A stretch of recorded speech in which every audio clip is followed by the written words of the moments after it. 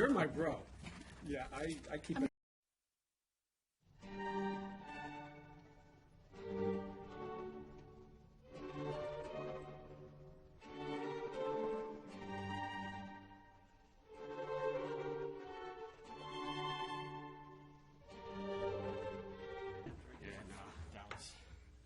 Okay.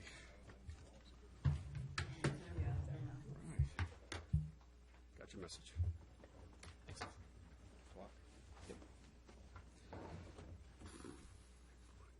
That's what I thought.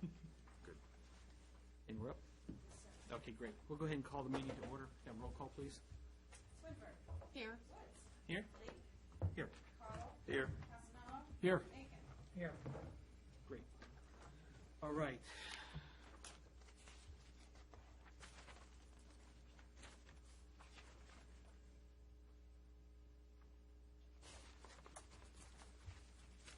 Cheers. We go through our packet here. Agenda?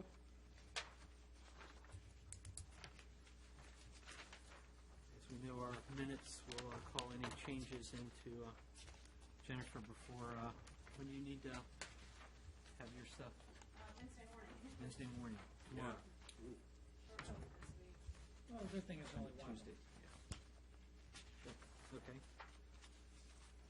You may see a couple committee meeting minutes added to that on your final agenda Wednesday. Right. Okay. We want to kind of go down the order here. Invocation, did you get, I saw your email. Nope, nothing No yet. I was response? just going to ask if anybody was lined up yet. No, I had reached out to the one gentleman in Leesburg. I hadn't heard back from him yet. I still have a couple other. All right. I would proceed with that, Okay, I think. all right, that's fine. And if I hear back, then I'll let you know. Okay, great. And maybe in the future, we can pass this baton off to more structure or organized effort there. I'll reach out to you, Brian, and see who you think we can, and staff-wise, can kind of organize this more on a structured basis. We're talking about invocation and about already, I mean, we've got a lot of names and stuff like that and contacts we can send. It's just organizing it. I think for organization's sake, I would just like send out a letter to any organization, any of the organizations that you all, and actually anything within you could say start with a 5-mile radius, and if we want to go to other denominations or anything, like send a letter and then have them submit their interest, and then we'll just schedule them accordingly. That way, Right, okay. Mr. Mayor, Yes. I'd be willing to do it if we're ever without someone. Oh, there you go. Sorry for being late, sir. Yeah, that's right. Have we thought of inviting Tim? He was here at the business meeting on Oh, Tuesday. right. Yeah, that's definitely another person. It's just getting that organized. We've got all the names. I mean, I've got probably a dozen in my head. It's just getting them into time slots and trying to make that, so that way we don't guess or looking to see who's actually going to be here or not. Okay. All right.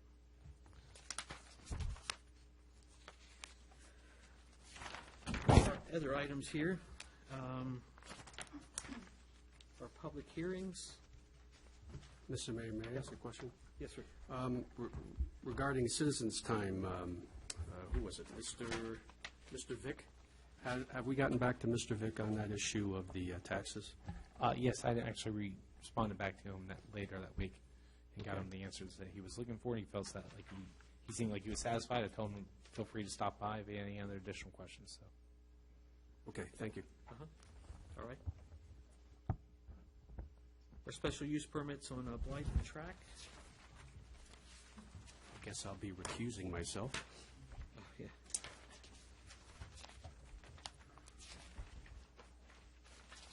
Mr. Mayor, if I could, I just would let you know that Marchant unfortunately could not make it this evening, but both of these SUPs it would be a joint hearing with the Planning Commission and the Council. And basically, I'll try to answer any other additional questions you may have. But for the most part, they are fairly cut and dry. It's home occupations. It's a fairly standard practice. Another great example of something that could actually eventually be moved to and would be appropriate to be moved to administrative approval. It would cut down a little bit on your public hearings. It's one of the reasons we actually suggest going to joint public hearings, because it makes it one less advertising round we have to make. So. Okay. I have a question. Yeah. So does that mean if it's a joint public hearing, does that mean the vote is for both, or do you have to do individual vote? Typically, what you do is, in a joint public hearing, both bodies, both the council and the planning commission, are hearing the public input at one time. Planning commission would have to make a recommendation to council, and if they do so that evening, then council could then act on it. But technically speaking, planning commission has they would have the first action. They would have to make the recommendation. I'm sorry, let me rephrase that. For the two individual applications, I mean, we vote individually, or do we vote for both at the same time? Each SUP would be taken up individually. Okay. They're two separate. Okay. I have a question also. Yes, sure. I see that on neither of the applications have they checked a yes on HOA approval. I just was curious, is that a requirement? And Blight Drive, they may not have an HOA. I'm not sure. Is that, do we need to even just add a not applicable box? Good question. Because no sounds very negative. It's like they didn't approve it.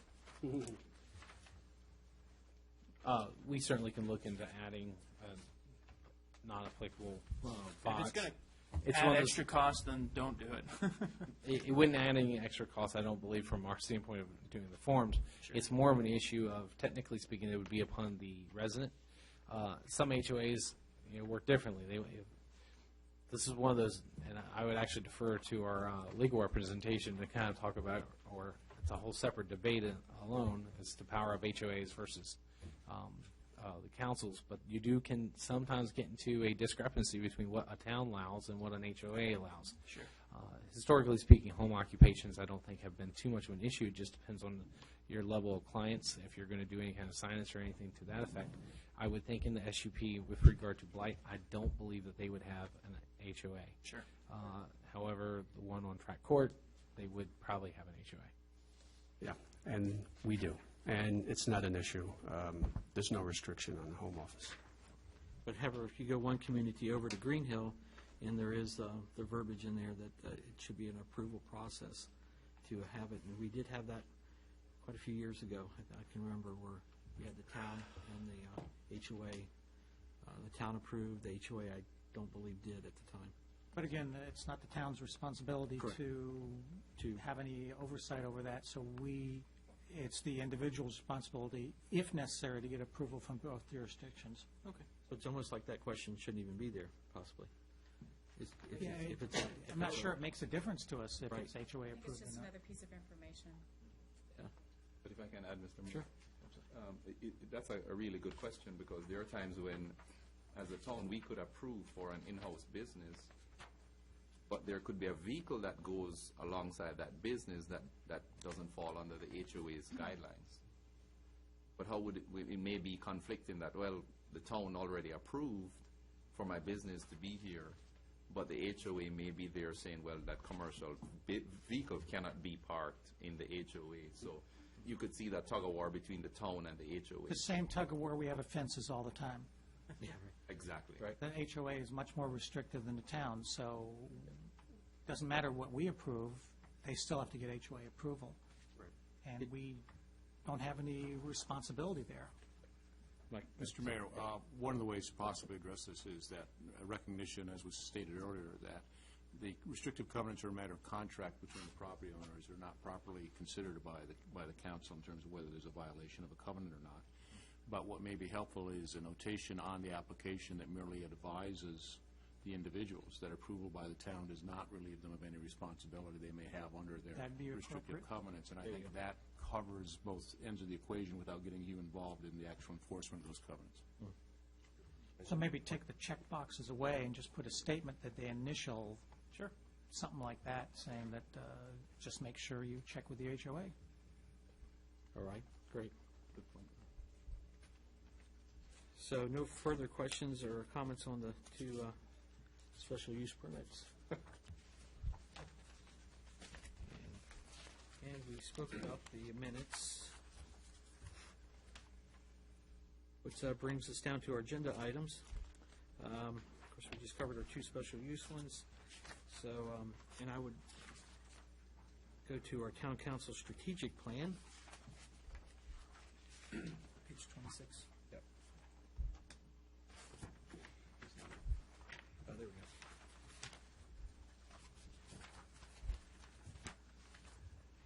go. Mr. Henshaw, you want to make any comments?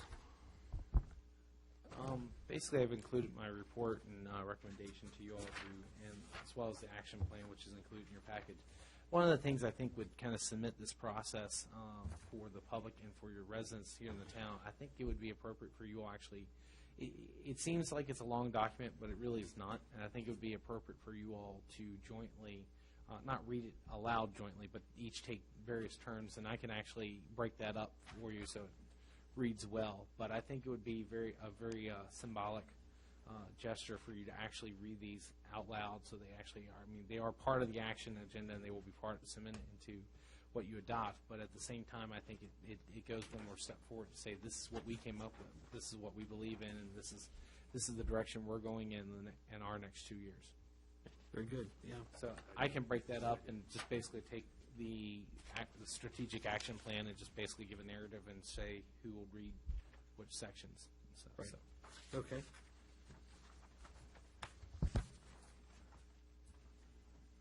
Yeah, that sounds fine.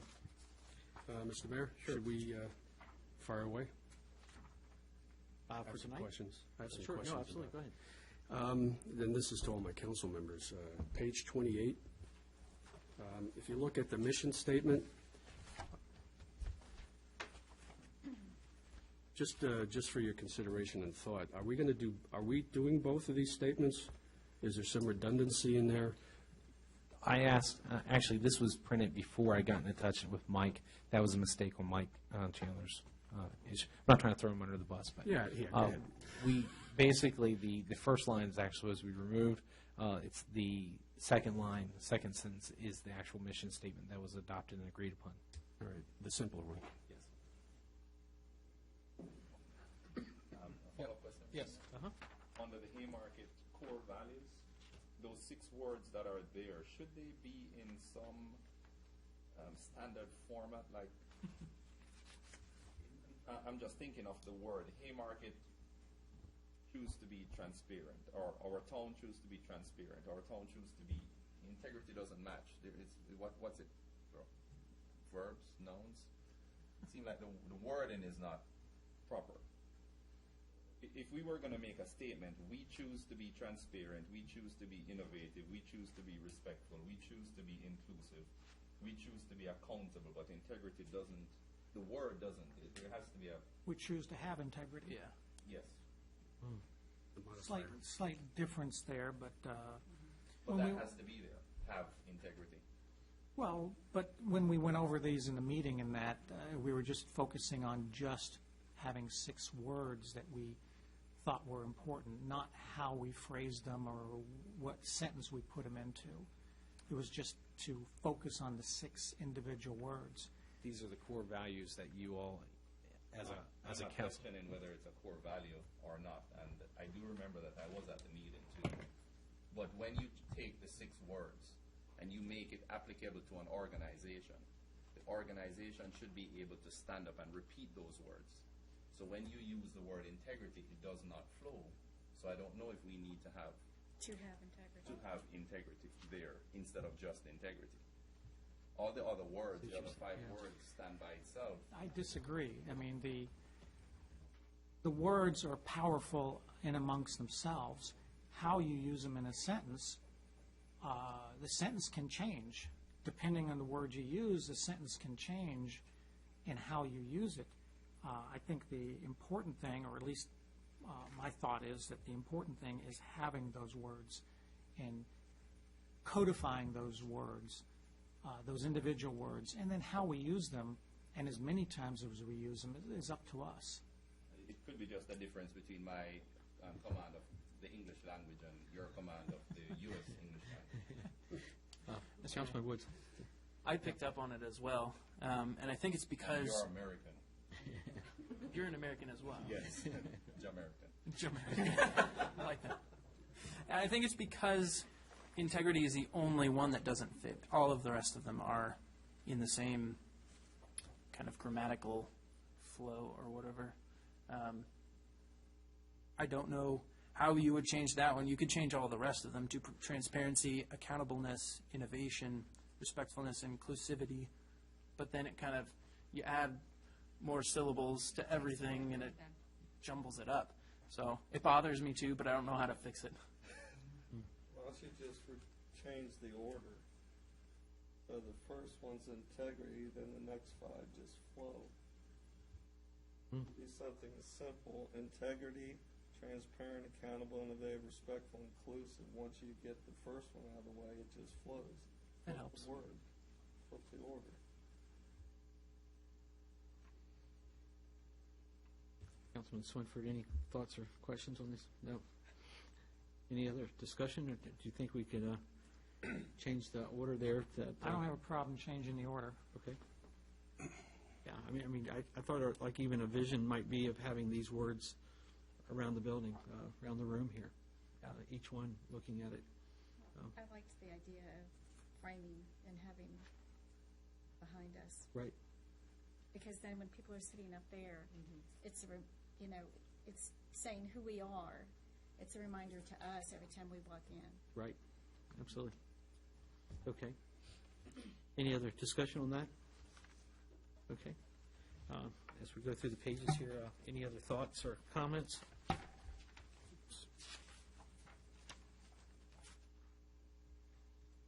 Just a question for, for all of us, just to double check my thinking on this.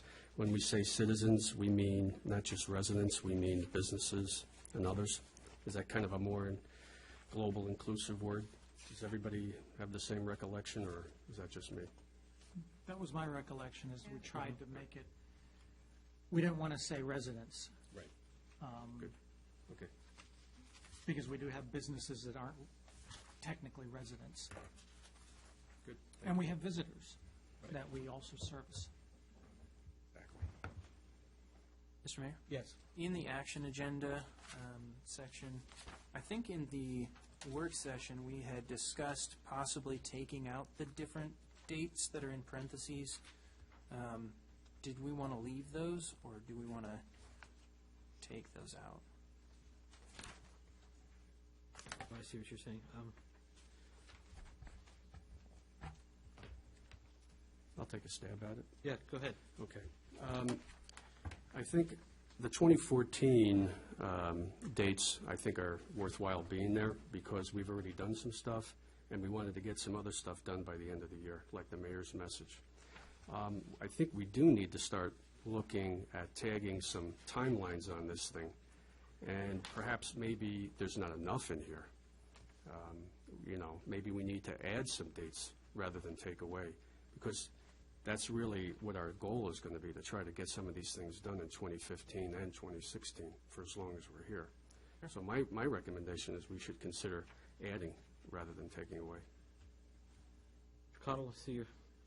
I would agree, because a goal without a date is just kind of like a wish. It holds us accountable to deliver.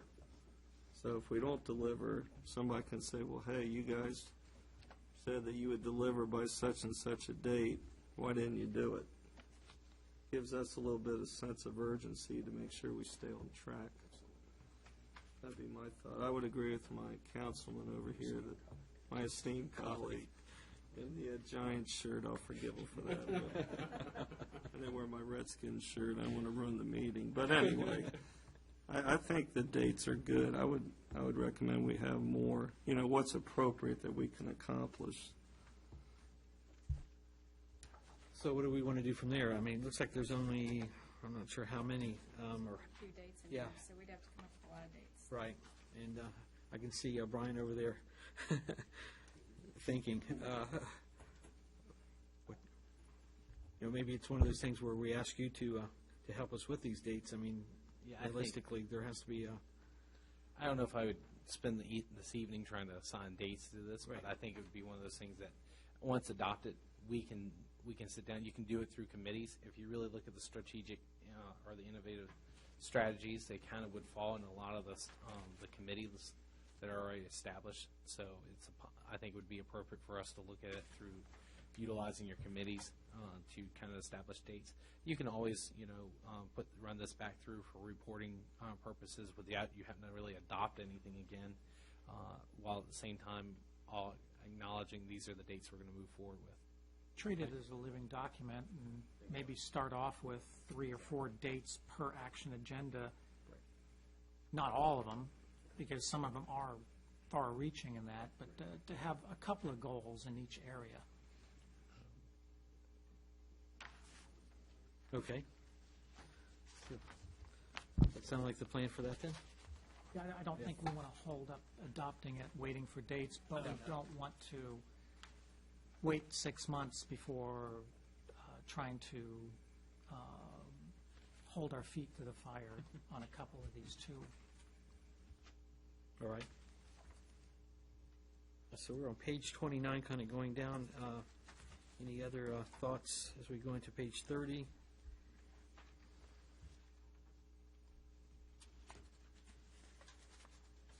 Seeing none, our organization chart revised. Mr. Mayor? Yes. If we adopt this, and I don't have any problem if we do, I think this would be another good thing to be posted in here, where we could see the flow chart of the town. So as soon as somebody comes in, they know there's good organization and structure. And frankly, the citizens are at the top. I think it sends a positive message that they're the most important. Absolutely.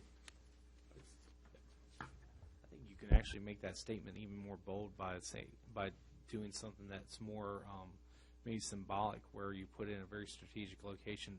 The citizens are the top of our organizational chart, and you really make that your focus, as opposed to, because at the end of the day, it's an organizational chart. It's more of an administrative function than it is a public function. That's certainly, if you go to many jurisdictional websites, you will find they have their organizational chart. That would be appropriate, but rather than putting up a diagram that can, everything, I think if you really make the focus the fact that the citizens are the top of our organizational chart, that says it right there that, you're our number one focus. We do everything we do because of the residents here or the citizens here, regardless if that's businesses or residents themselves.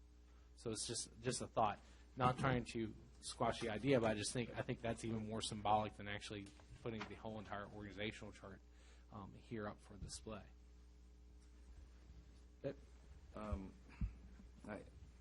I think if we have to put up an organizational chart, then we're doing something wrong. I think it should go without saying that the citizens are at the top.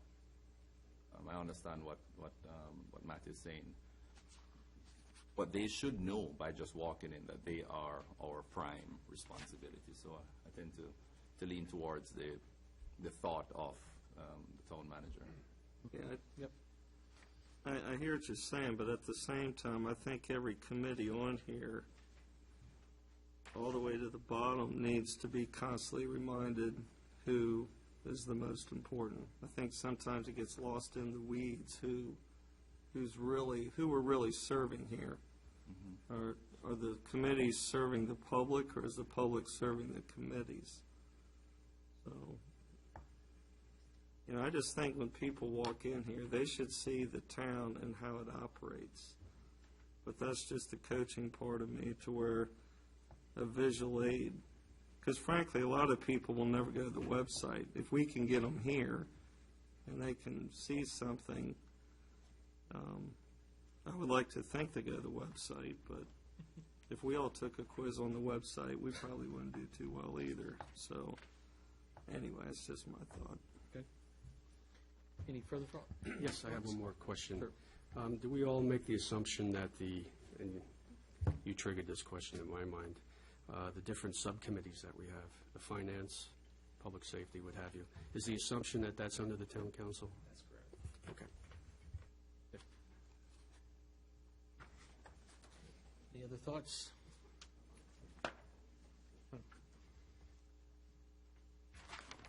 Move on to our Code of Ethics and Standards.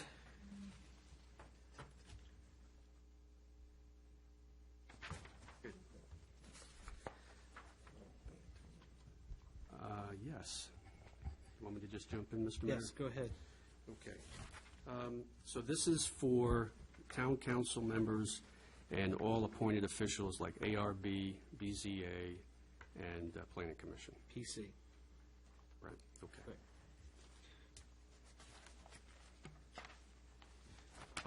Numbers 12 and 13, on page 33.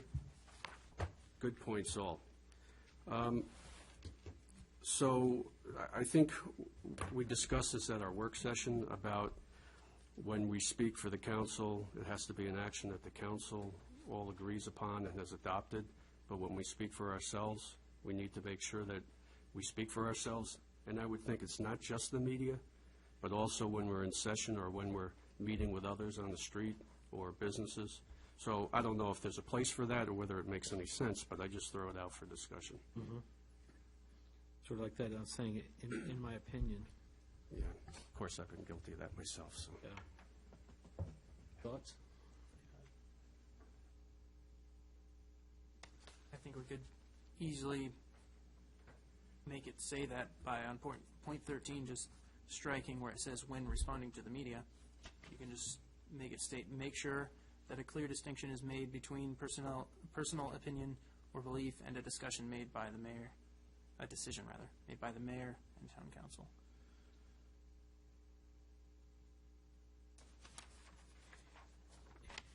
And how would we include like our other committees that would, the language would flow? Mr. Mayor, I think it's at the second paragraph on the front page. Oh, where right, it says yes, to okay, this great. end. And, right, okay. I would suggest that we make it clear that it doesn't just say commission, but we do state our two other large boards or groups, which is the Planning Commission and the Architectural Review Board. And the BZA. And the BZA, just to add them there, so it's clear that this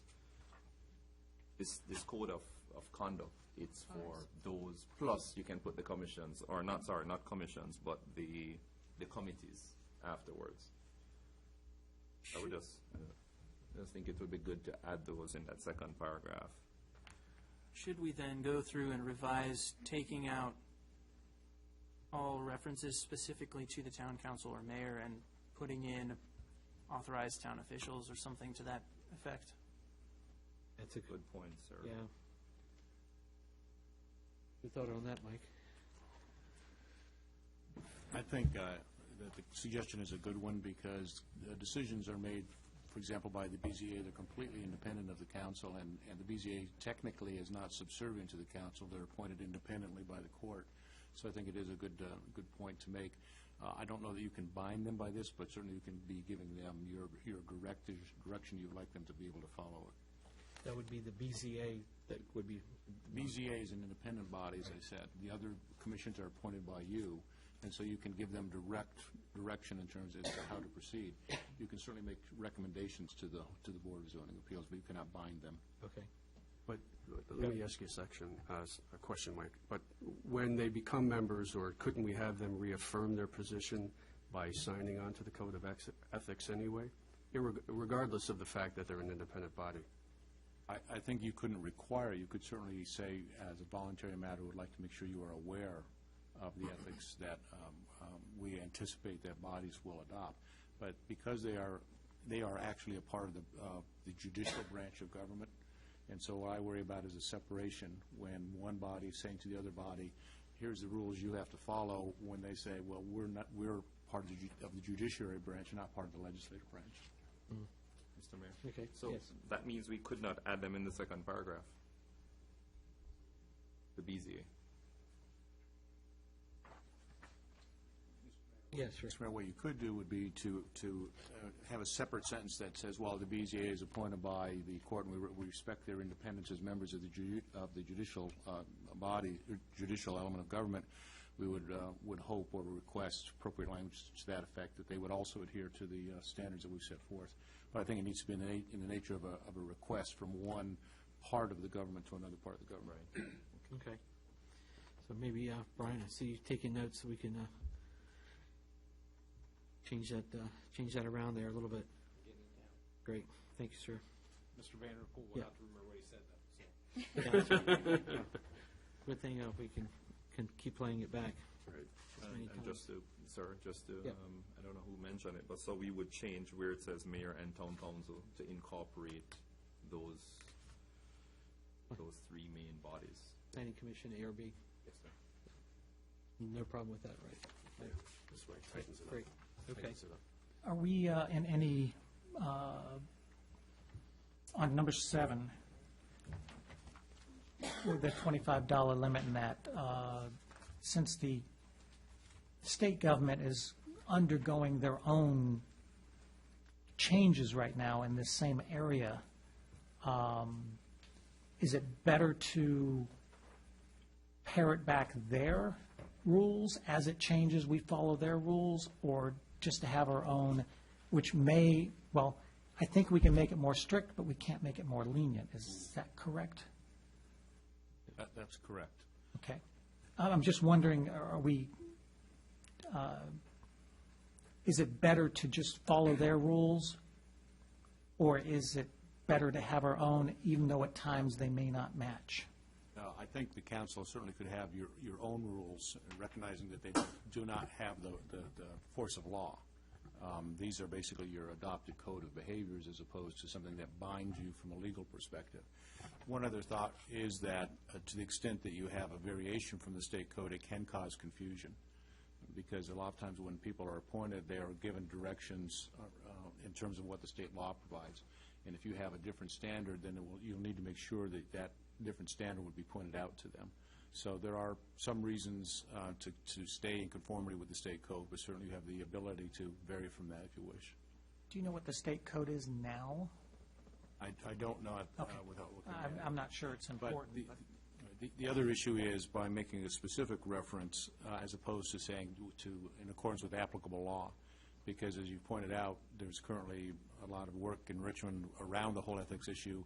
That number may change, it may go up, it may go down, and rather than having to come back every time that happens, and first of all monitor it, and then come back and revisit this, if you say that it's in compliance with law, then you again avoid that whole issue, and you have uniformity, and you're in compliance with that law.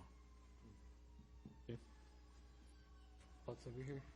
We were just saying that, like, I know within the military, it's $250, so you could get a huge variance in what one government or one agency or something can accept and another one can't, so there's a big difference between 25 and 250. I wonder what the county is. I like the 25 though. I mean, we can make it more strict. No, I like it. Right, Yeah, I no, like that's it. what I'm saying, right, otherwise, so it could just, and every time they change them, we'd have to change, and like I said, I know within the military, it was 250. And I'm pretty sure within state government right now, It's they've been dropping it, but it's still pretty pretty high. high, yeah. And some things, travel or things like that are unrestricted, or continue to be. Not that anybody's offering us anything. Right. So I don't mind having No, something but the fact smaller. that it includes a meal or whatever. But I just want to that's- make sure we're not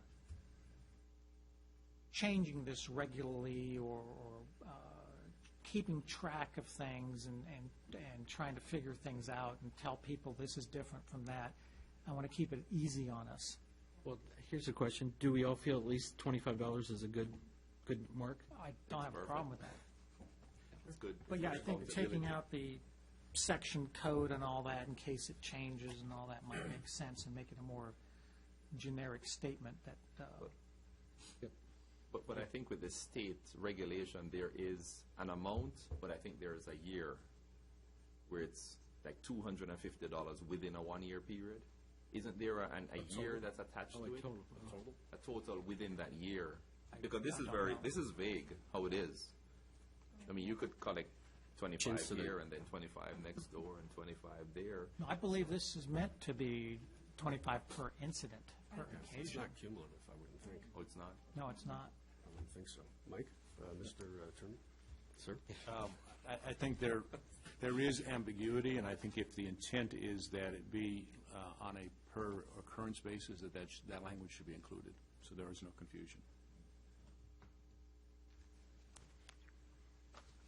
Okay, I have other comments? so, 16, okay. second paragraph. I'd like to suggest that we look at where it reads, "Inquiries to staff shall be made through the town manager." And I would put a period there, just as a suggestion, and then say, "in the absence of the town manager," because I think that would be more in line with the org chart. Any thoughts on that?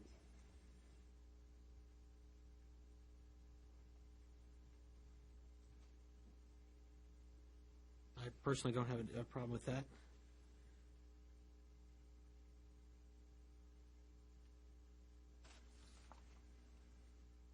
Yes, I think you're correct. Yes. Yeah. Throw it out there. Okay. Brian, that work for you? Yeah.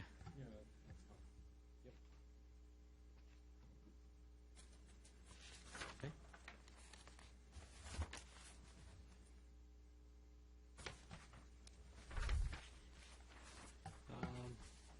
Moving along, we're over to page 34. Unless we have anything else for 33, sorry. Joe?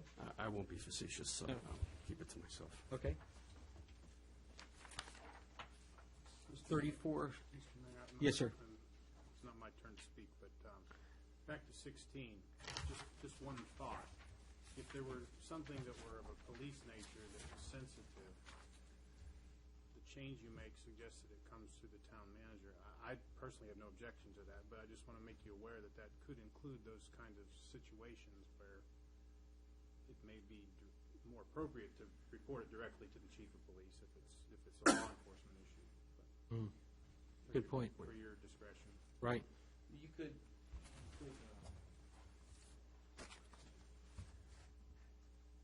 that's one of those things where generally speaking, you could actually make that so it's like the manager would refer to the appropriate person if it was of a sensitive nature that wouldn't make sense. But I wouldn't have any issue with making a difference between a police matter and a administrative matter.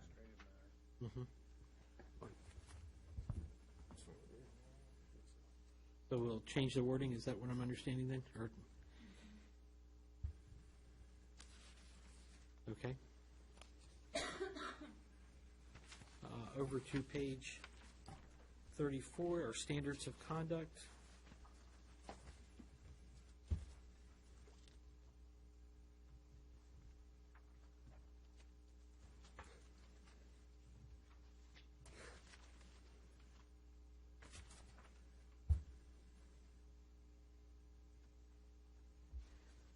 Any thoughts or changes?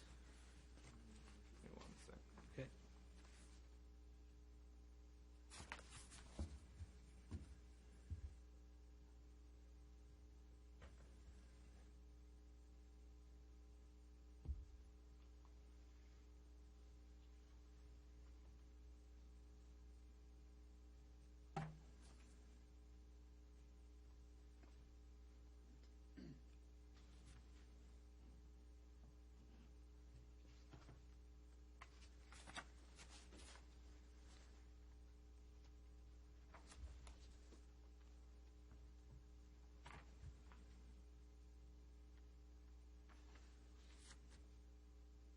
No additional thoughts on that? Are we at proper time to We're talking page 34? 34?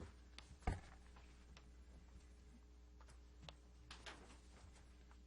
think it's well-written. This one for, This is just a side thought. It's not, it's just, so when we get the final documents together, then are we presenting them to each board at a meeting? Or, I mean, when do we, what's our thought process for this? The implementation of having this? we may want to hold that off until we're actually done looking at the nuts and bolts, but it just popped in my head. I'd like to start the new year with it. If I may, Mr. Mayor, I think one of the, just piggybacking on what Ms. Swinford has said, I think one of, a good way of implementing it is to attend the two other departments' meetings, which is the PC and the ARB, and to have somewhat like a public forum to say this is what the Council of United Front has moved to adopt, and then, you know, in whatever language we may choose to say this is now the new standard for you, you know, presenting it to each of the departments. But there physically, I don't think we should mail it out. I don't think it's something that should. So we could actually ask it to be part of their agenda line item under new business and have the council. And would it be unfair to invite them to the next council meeting and present it? Or even the council meeting in January? We'll look for Brian and Mike's advice on this. Mr. Mayor, certainly you can invite them. A common practice is to require each member annually to sign the code of ethics. And what that does is it reinforces the fact that every year you start the year from an ethical perspective. And requiring your signature, I think, adds another element to, I'm putting my name on this document. So that may be one method that you can incorporate in addition to any others. See, like, we have a consent for that. Well, that'll confirm that they got it. Right. And if we don't get a signature, This is just such a bold move for us as a town council. I just don't like sending the document to them and have them sign it and return it. I think the ARB and the PC and the rest of the subcommittees need to realize that this is a bold new step that the council is making. It is based on past experiences of bad experiences that we've had as a town council and representation before our citizens. And because of that, the intent is to hold ourselves accountable. And I just don't see where, you know, sending a document to a member, it's sufficient. I have an idea. Oh, no, I think it I should have be an at the idea. meeting. Oh, absolutely. I think we put Well, it on the. all Can those- I make a suggestion? We have someone who's on the ARB as a council member liaison. We have someone on the PC. That would be one vehicle or method. I definitely want it done at a meeting. I just don't know the appropriate procedure for Well, it. I say we have it put on their agenda. Okay. It's included in their packet, and maybe there's a summary from the town manager explaining it, and that we expect it to be signed and adopted for this 2015 year. And the liaisons can explain it or help If they had the any questions, manager. Greg. I mean, we can certainly be in attendance at the meetings. Yes. But I would ask that the liaisons, you know, take the lead on that. Now, I'm not sure about the BZA. That's a different. That's a little different kettle of fish. Because they can choose not to sign it. Right. I think in the BZA's case, it's a little bit different. I mean, we're going to have our second meeting, and that's only so we can adopt minutes from the first meeting since 7 years. So I think in that case, we may have to look at the avenue of going through the signature or what, but rather than calling them back together. But I think the other approach is I think it's right. You have liaisons to each of these committees, so I think it would be appropriate to have them. But I think as a show of solidarity, it would be important for the council to try their best to try to make those meetings. And I think at the beginning of the new year, we'd be setting it off in the right way. And I think it's just an agenda item, and basically each liaison can kind of introduce it. I can produce a report that kind of says how did this all come about, which gives you kind of the background so you can explain it. But for the most part, these are your all standards, your code of ethics and your standards of conduct. And what was agreed upon at the visioning statement was that this was what you all agreed that you wanted to do. Now, symbolically, I think you're all setting the tone this coming. I think we can have most of these changes done tomorrow. That's going to be my goal, so I can get it in your packet. I think I did. The plan was basically for you all to announce it. I don't know. I would not read all of these out loud during the course of a regular meeting. Not that they're not important, but it's just it would make the vision statement is a little bit more concise. But what I was going to say is, like, then afterwards, I think all of you all should sign it and say that this is what we're going to hold ourselves accountable to. Rather not the other committees do it. Once again, they're appointed.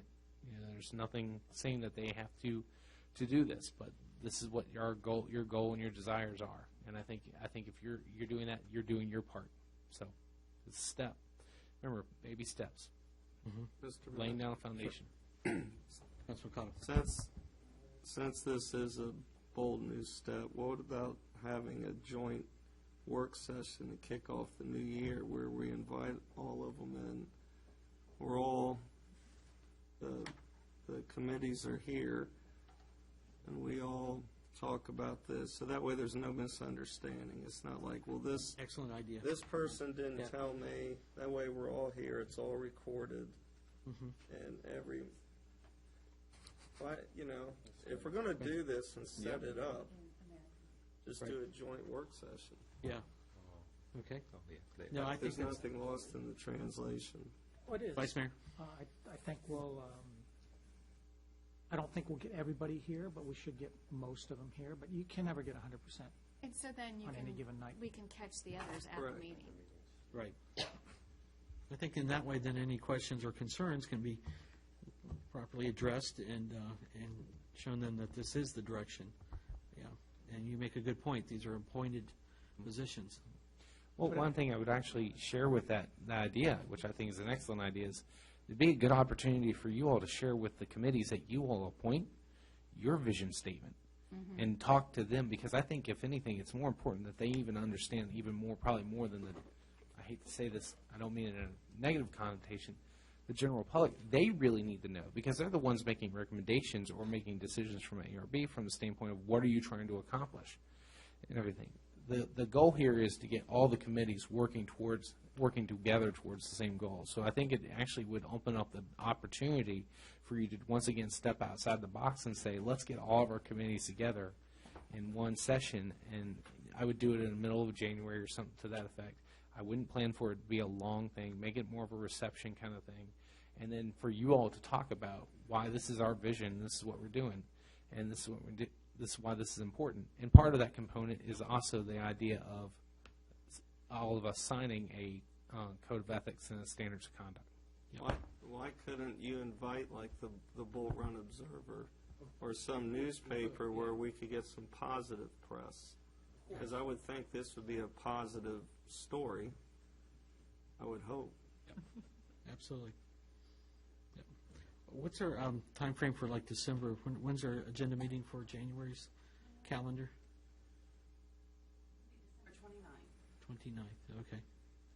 What do we think about maybe inviting them for that? Maybe we take it, The work session? right. Do a separate meeting? Yeah, I would agree, because it would make our work session really long, and it would kind of breeze over the importance of it. So maybe a date in January, like the, Middle of January. okay. So then would we go ahead and adopt and sign these, though, in the January meeting before we actually meet with them as a council? So that we will have already done it? Yes. I can't remember to talk into this, or I get the dirty look from Jaron.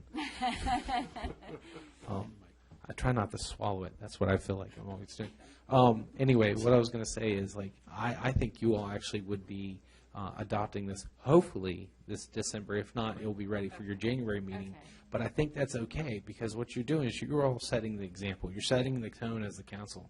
So I think whatever you do, you want to be the ones to sign it first and say, look, this is what we, as a body, and we're strongly encouraging and recommending that we're hoping that you all will follow along suit. You also take the opportunity to share with them what's your vision plan and how do each of these committees really fit in. It means doing a little bit of homework beforehand, but I think we can work together as a council. That'd be appropriate for us, something for us to talk about at the work session in December as you're going into your regular council meeting. The one reason I'd say separate it is because I think it's something totally different than what you normally do. And I think that, we'll have other business that we're going to have to attend to for the beginning of January, so you're just kind of muddying up the waters a little bit if we try to combine it all into one. Okay. Whereas if you make this more of a reception kind of thing and light fair, you can get all the committees together in one room, share with them your vision, and so forth and so on. Okay, all right. I like it. All right, so moving on, let's see, we were on 34, looked good, and compliance and enforcement on 35. I just had a question about process. I like process. gives clarity, structure. So relative to imposing sanctions or being removed from office, do we have anywhere written what the process is for that? Yep. Mr. Mayor, there is some language in the charter relative to that, but there, to my knowledge, there are no rules of procedure in terms of how to proceed. I think previously the actions that were taken were merely in addition to the agenda item and then a vote by the council. In some jurisdictions, they have a very elaborate due process whereby the individual is permitted to speak.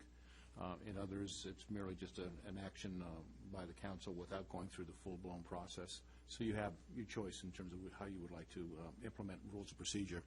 I'm not sure that they need to be here. No. I think you can adopt them separately to say that in the event that there is an allegation of a violation, these are the procedures that will be followed. Okay. Yes, Mike, thank you. I appreciate that. And I think that's important because we have to make sure what's happened in the past doesn't happen in the future. That's my opinion. Good point. So we're tasked, I guess our town manager, I think we're in agreement that we would need this process to put together. Okay. Maybe working with legal. Are you talking about the process of if there's any kind of sanctions? Correct, exactly. I do believe, just Procedure. as a recollection, when we first drafted these, we actually did look into some processes. And if I'm not mistaken, and I have to defer, Martin might be a better reference than myself, but I think we actually did leave some vagueness on purpose because the fact is, rather than trying to define all, it's just like whenever you craft like a zoning ordinance, you're never going to think of every single thing. And so it's one of those things, rather than trying to put everything into a box, the idea was, let's be a little bit more positive from the standpoint of this is the general process you follow. I can work with legal, but that won't be able to be accomplished before the next regular meeting. Right. No, I didn't expect it then. I'm just, that it would be just something on a to-do list to have this procedure in there. Yeah, no, I appreciate what Mike is saying. It doesn't need to be in here. I agree with that. But it would be nice to have something a little bit more elaborate, a little bit more reflecting a due process, so it's just not arbitrary. Okay. Mr. Mayor, if I can just add the second to last paragraph on page 35, it says, "We're allowed by law. The town council also may remove members of council, ... Yes, sir. We have, I think, a couple legal opinions that, Mr. Mayor, we, I believe, have received a legal opinion from the Attorney General's office that's saying under the terms of your charter, you had the power of removal. I'd have to go back to double check that, but that's my recollection. And that is a very unusual provision, by the way, because in most jurisdictions, it's the council itself cannot remove a member, because the theory behind that is that the member is elected by the electorate as a whole, and therefore it is up to the electorate to essentially not re-elect someone if that is their course of action. That you really, in some ways, the argument you are usurping the decision made by the electorate when you remove someone from office. But again, I'll double check that, but I believe that you have that ability. And the reason it says provided and allowed by law, of course, is because that's a very sensitive matter. Yep. Thank you. okay. Any further things with the compliance? Great, okay. All right. Moving along. Our appropriation Mr. Mayor, please, request. if I Sure, can just absolutely. go back to page 35. Uh-huh. I don't want to beat a dead horse, but in the because we're all in agreement with this. Right. But in the second paragraph on page 35, it says citizens may bring complaints about the conduct. Is there anywhere, and I don't see it, where members of the council can bring complaints against members of the council? Is it there? I would argue that citizens are members, members are citizens. I mean, the other way around. That members of the council are citizens. But should it be defined in here, or that stands alone? And Mr. Woods? I believe that in the first paragraph where it says, second sentence, where it says members themselves have the primary responsibility to ensure these ethical standards and the code of conduct is understood and practiced during all times while serving in the town, etc. I think that kind of gets at what you're saying. I don't think it has to specify complaint. I think that just having that sentence in there gives us the duty, if you will, to enforce amongst ourselves. Who are you trying to get rid of? Are we good? Yes. Okay, all right. Over to our appropriation request. First off, I believe that we're going to try and change the wording from goodwill measures to not required corrections or something along that vein. Very good. Well said. So that will be non-required corrective measures. Yeah. So I just wanted to point that out. That will be changed for the final agenda. We're getting towards the end of the project now, and yay! And I'll talk about more of that in the engineer's report. Yeah. I'm sorry? Have a ribbon cutting. But as we're coming to a close, we're getting closer on where we stand in terms of the budget, and including the work that's being done right now on Parcel 17's driveway, we are still looking at being approximately $125,000 under the contract amount, not including the contingency and not including liquidated damages. I do want to say that these underruns are primarily from things like maintenance of traffic and some of the pavement items, which we were already paying at 100%. So we don't have to worry about our grant reimbursement being reduced. This is truly will be a savings to the town. What I'm requesting is $10,000 of these underruns to be used for non-required corrective measures for people that have been, I guess you would say, damaged, but the contractor and the town were not required to correct that damage. An example of which is on the A.C. Watts property at the corner of St. Paul Drive, where the front of his fence was removed. That was paid as a damage as part of the right-of-way settlement. And he keeps asking when his fence is going to be replaced, so I know he doesn't quite understand that, and I think that since we are so far under budget, that would be something that we're not required to do, but I think we should do. Another example is a decorative tree that was removed out of a drainage easement. We had the right to remove it and not replace it, but the people that had the tree, it makes them unhappy. So I'm looking for those type of things that now that the project is finishing up, those kinds of requests are coming forward. And I was hoping to be able to have the town manager, as the requests come forward, to make the decisions on which to spend it on. And then I think we were talking about he would be accountable then to the finance committee for the expenditures. I'm sorry? Public Facilities Committee for what money is spent. Do you think the 10,000 is enough? Is that a conservative number, or? I would say that it is conservative. I mean, in worst comes to worst, we can always come back again. Right. I don't want to put so much in there, and then we think, it leads people to think that we're going to fix things that we are not, some things that we really shouldn't be fixing. Right. Okay. And none of these were required. I don't want to say should. I mean, none of these were required to fix. So the language is tricky, but it's just, these are things that these people have been inconvenienced, and they didn't necessarily understand during settlement processes how a damage. Gotcha. Mike, you Mr. Chairman, Brian and I had talked about this earlier today. My concern is that this be couched in the terms of things that are for the benefit of the town, Okay. as opposed to the benefit of a particular individual, for a couple of reasons. First of all, the expenditure of public funds for the benefit of an individual is problematic.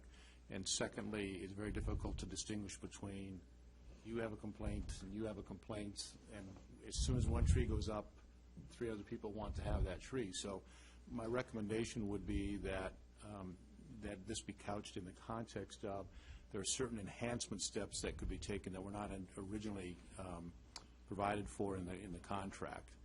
You can use the phraseology I think that was used earlier as well, but I think the underlying principle here is that the reason for doing them needs to be for the betterment of the town and it not be tied to an individual. For example, if that individual's fence was removed and he was compensated for it, to take public funds to compensate them a second time, I think would be problematic under the condemnation rules.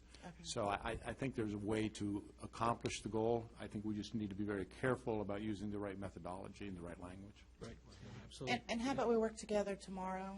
Are you available tomorrow to figure out what language we should be using? Because I think Jen has to have everything by Wednesday morning, so we can work tomorrow to figure out what the language is that we need to use. Yeah, Brian asked me before the meeting if that language worked, and I think that language does work. I mean, and we'll be glad to come up with some more specific language. I was more concerned about the record reflecting that the rationale underlying it is for the benefit of the town rather than for the benefit of a particular citizen. So most importantly, that we have the recommended motion wording correctly, I guess. Yep. All right, great. All right.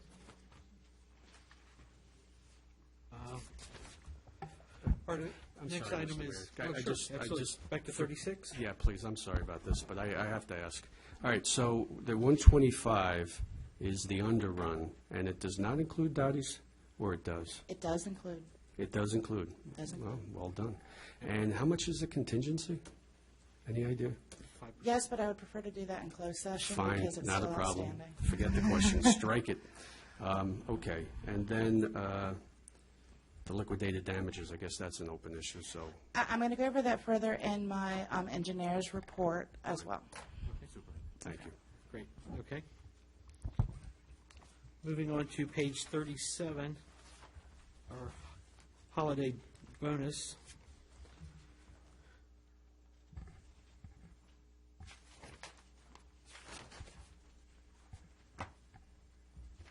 Mr. Henshaw, do you want to make any comments? I think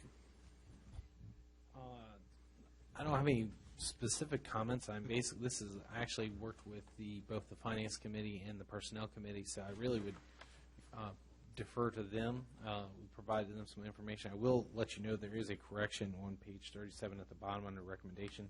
That amount is $7,000, not $6,500. If you look at the following page, you'll see that $7,000 matches. I just want to make sure that it's clear as to which is which.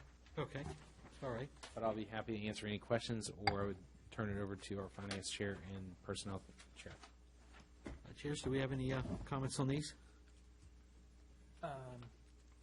Personnel Committee supports this, and believe it's something definitely in keeping with the spirit of the holidays, and would support the kind of schedule that's laid out there. Okay, all right. Any comments, Joe? Well, we have the money, no. Yeah, right. I think this is a great idea. I'm on both the Finance and the Personnel Committee. This isn't something that's been going on for years. Yeah. This has been going on for years. It's nothing new. It's a nice way of giving a little bit of a bump up to the staff because their merit increases are practically non-existent. So this is a one-time cost. It doesn't hurt us from the pensionable and from the recurring cost perspective. So I think it makes a lot of sense, and I think we're okay on the finance side with it. Okay. Any further discussion? Yes, sir. Sure. Mr. Mayor, I don't know if this is the right place to say this, but I'm going to go for it anyway. Yeah, go for I it. think these amounts are too low.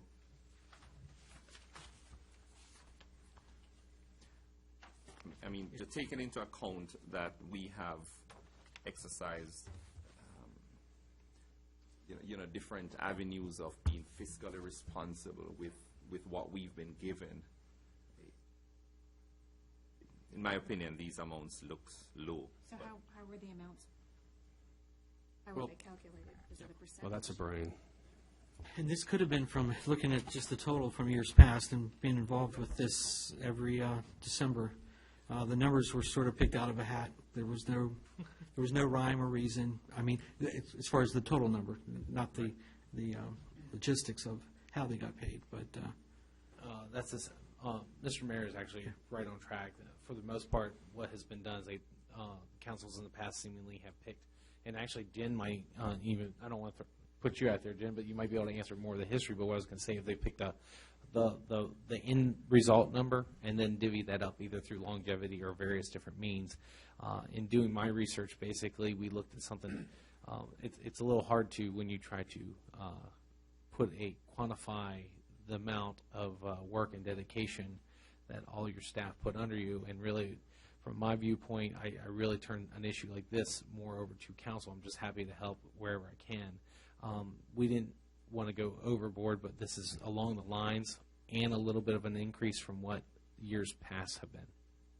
Can I, Is there a percentage? I mean, there must be some kind of percentage or Where the something. number came from? I Yes. can tell you it came from out of the hat, and I say out of the hat, it was, do it was other- decided between a walk between that Constituents, door into this diocese. maybe even You know. other. So have we do looked- other municipalities do it with a Yes. percentage of income or years, or, I mean, do we know? Well, when I did the research in this, I really concentrated on what are the different types of bonus programs. Right.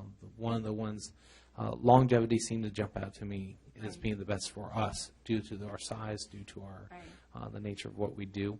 The only other thing I really could comment to is the idea, which I know this is not really the argument, but the idea of bonuses is not unheard of. A lot of jurisdictions have moved towards this.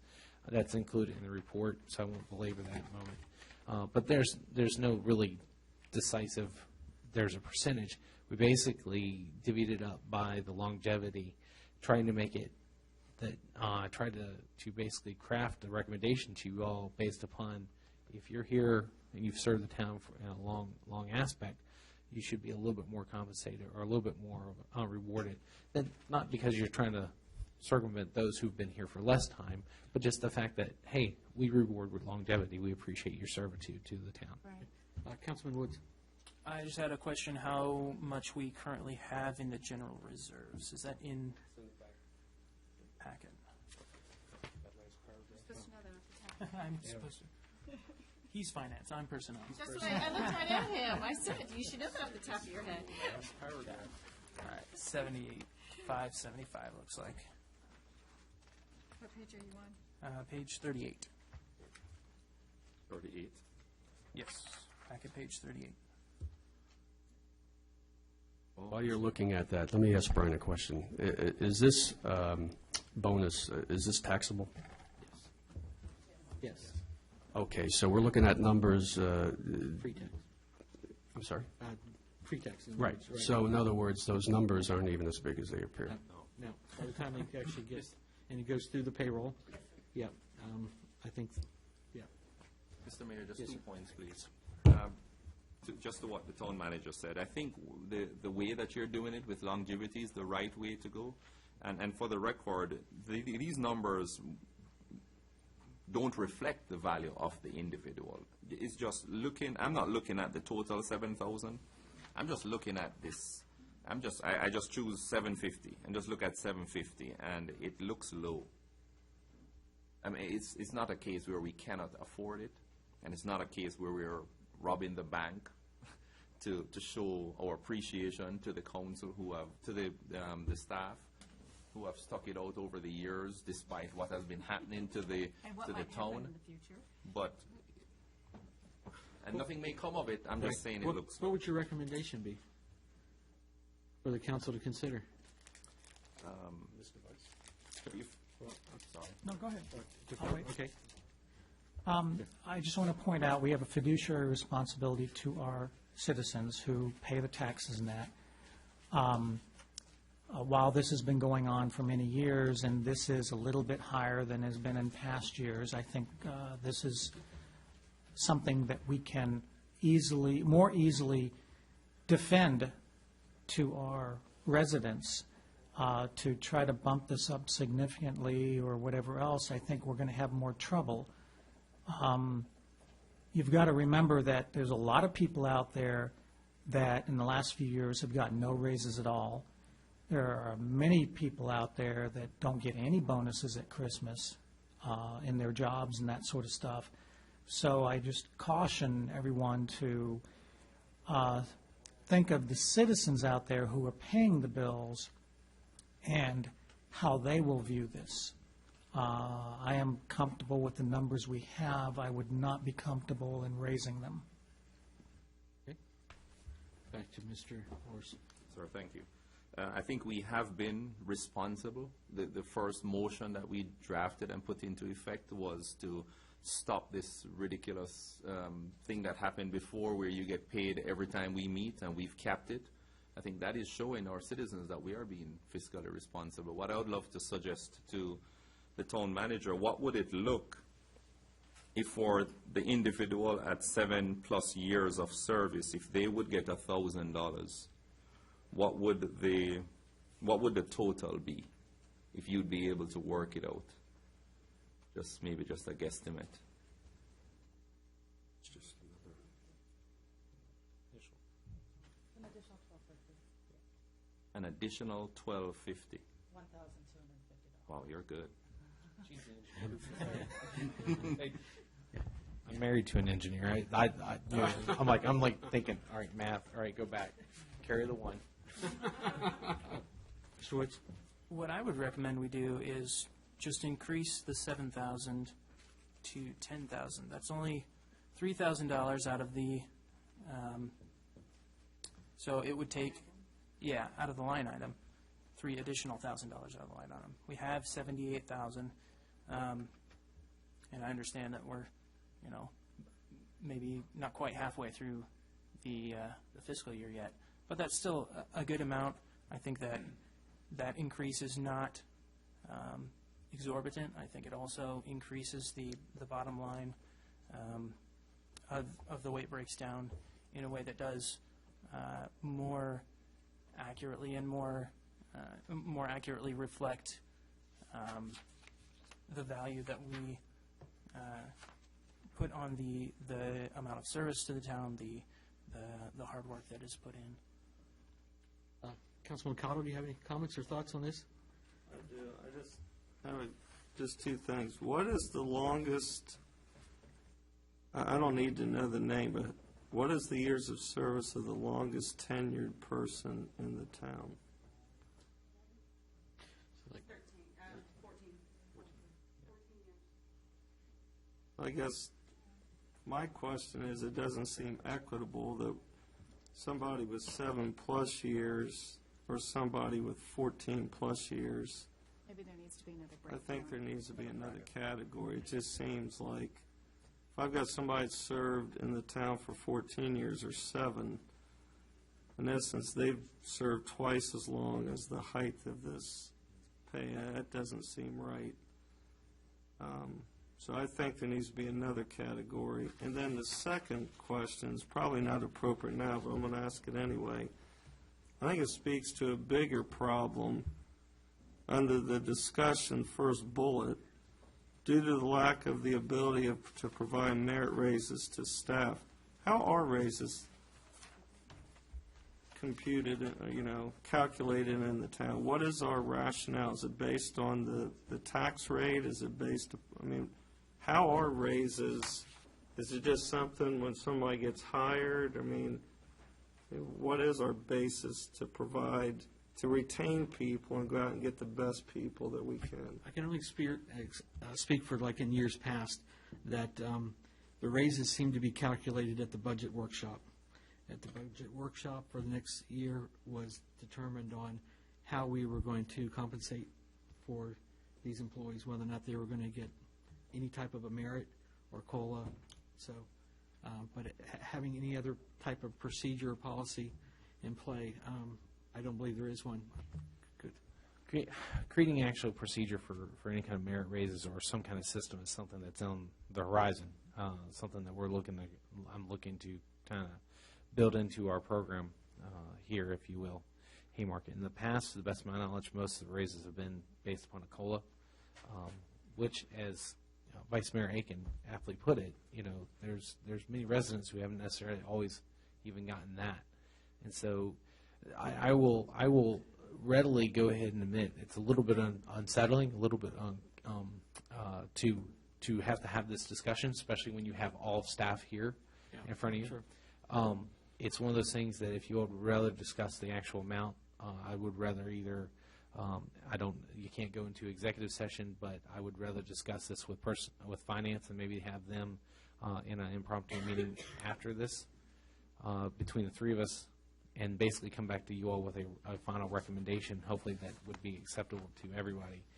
That's what I would recommend from the general sense, because to try to deliberate over this is, from the staff-wise, was not really our intent. Right. No, I appreciate. I think everybody appreciates. Let me just say, I think everybody appreciates what's going on here. Trust me.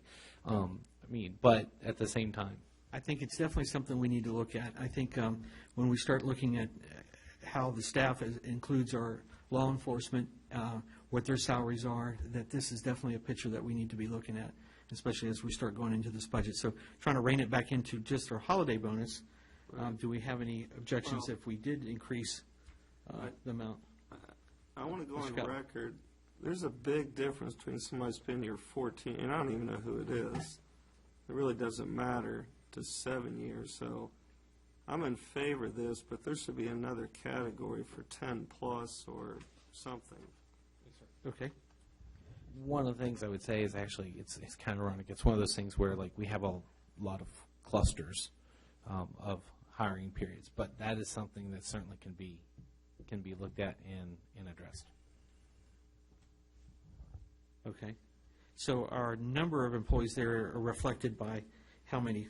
5 at 7 plus and 3 at 3 to 5 and 5 at 3 to 3 years, correct? All right. So I guess the big thing is, do we increase this from 7,000? I'll entertain a discussion I'd like to hear regarding from that. Finance Chair. Sure. Put me on the spot. I actually, I'm not sure if we have the time to get that all done, or do we, Brian? I know you wanted to do this quickly. Can we have this done by Monday? Or do we need to discuss this further? And then by then, the holiday will be over. Right. Yeah. So Yeah, I as we don't discuss want this. to, I don't want to do that either. So, go ahead. I was going to just say, unless, I don't know, I'd have to defer to, I kind of I'm kind of on the spot just a little bit here, but that's the nature of this job. I'd have to defer to our attorney. If the Finance Committee can meet very briefly afterwards, what I would recommend is either the Finance or the Finance Chair and the Personnel Chair, if they want to talk about it, then we could, if I can get to a final number, I can correct the recommendation. I think for the purposes of this meeting, I would just say what they're recommending would be appropriate, that either you're on board or you're not at that Right. point. And I think what they've done is recommended, it's announced whether or not the sitting council will add a line item to 10-plus years, and how do we correct or change that? Sure. Go around the table. I would be fine with increasing the amount to 10,000 and have the town manager work out the details. Okay. And to include a 10-plus year? I'm not into changing the division that is there already. I think 7 years ago was kind of when we kind of took a turn and started working towards certain things. So I think those group of people who were before 7, they would just fall into that category. So just to keep it very simple, I would just keep it in these 4 categories and increase the total amount to 10,000. Ms. Swinford?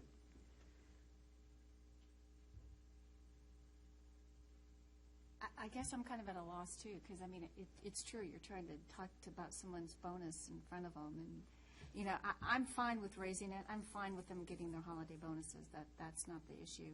I just wonder, even if somewhere down the road, though, it's like someone serving 14 years in one position and someone else serving it in another, there's almost like this also percentage discrepancy of pay, so our bonus is often done by a percentage of salary versus, because supposedly incrementally with salary comes responsibilities, and so does that also need to be played into it? I mean, I want them to get their bonuses before the holidays, don't get me wrong, so if worst comes, if nothing else, I adopt this, but I have no problem raising it either. Okay, all right.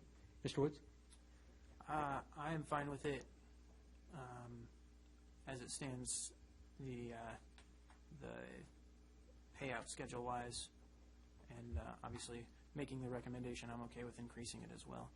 I think that in the future, we should look at maybe tying it as a percentage of salary or something, but I don't think we have the time to do that right now. Absolutely. Okay. Yeah. Mr. Cottle, if you think there should be a category over 10 years. I feel whoever's been here twice as long has endured a lot. Just being frank. And I don't care if they hear us discuss their bonuses or not. They should get to be able to go shopping for their families. But to me, I just don't think it's fair, for lack of a better term. I don't like the word fair, I guess, equitable. If somebody's been here 14 years and somebody's been here 7. So, Okay. that's my thought. Mr. Pesnell? Well, being a member of the Finance Committee and the Personnel Committee, I endorse this document. All right.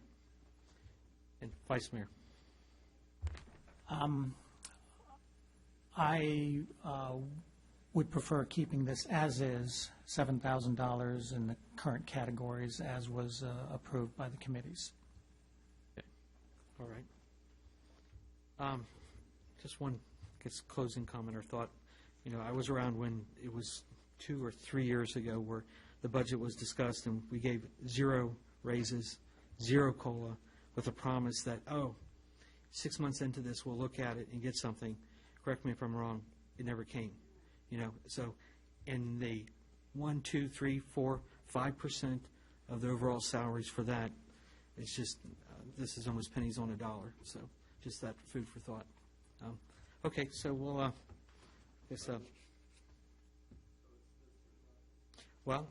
what we could do is, obviously, go ahead. I was Sorry. just going to say, I have no problem with the committee chairs meeting after this and maybe working out a few more details, because, they're the ones who have been involved with the budget and the discussion. And I don't think we can legally meet after this because a meeting There notice has wasn't. not been done. However, I myself will be working from home Monday. I know that you're local. Very good answer. That if I would not object to calling a meeting of the Finance Committee, at least, I'm not sure about personnel, if they're available, for Monday, and Monday morning, so that there's the day to resolve any issues if issues come up.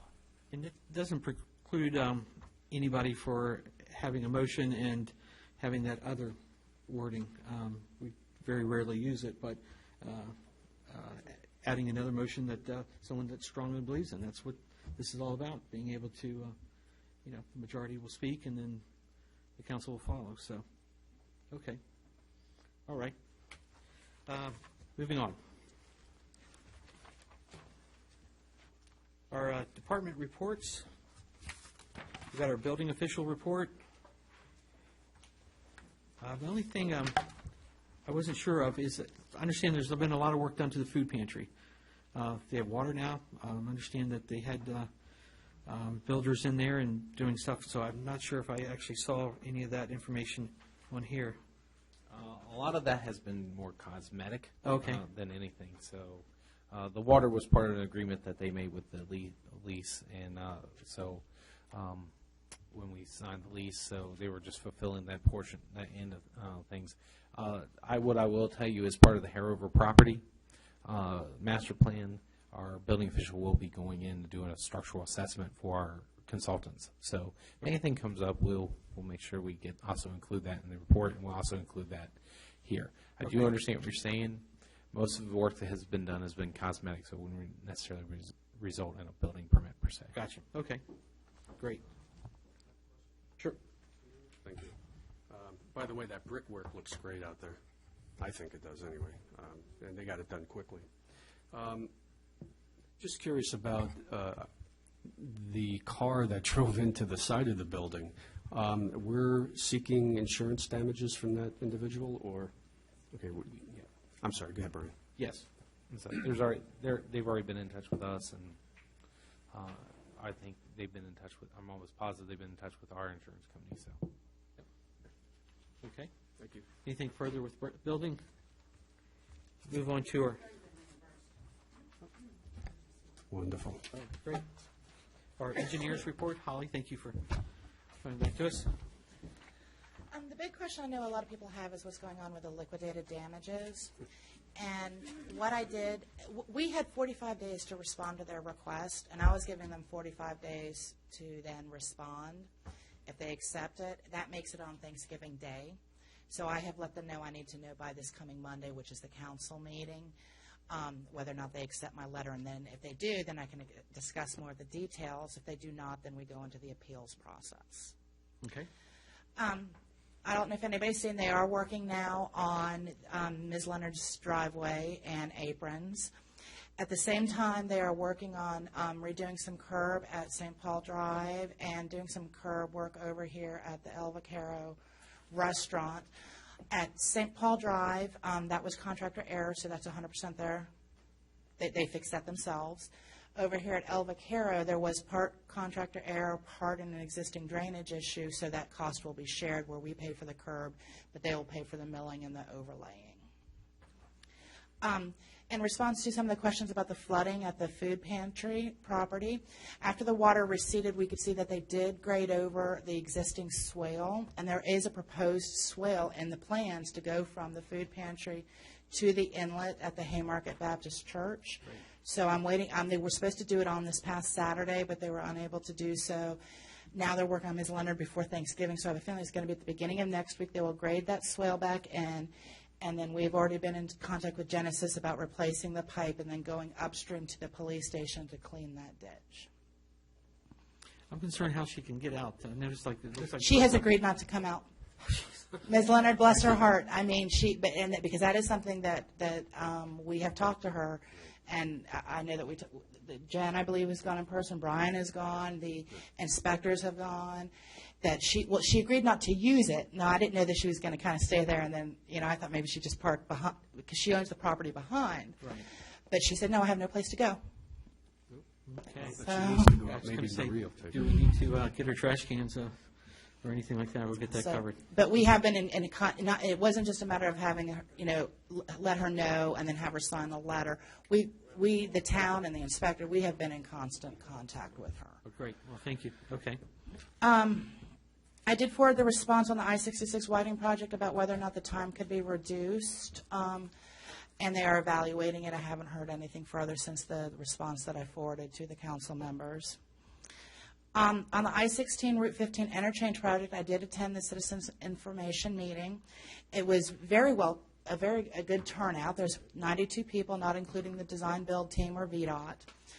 After the presentation, they did a formal presentation where they showed the video that you guys saw, went over the project and everything. And I have to say that afterwards, the audience clapped, which is not something I've ever seen at one of these.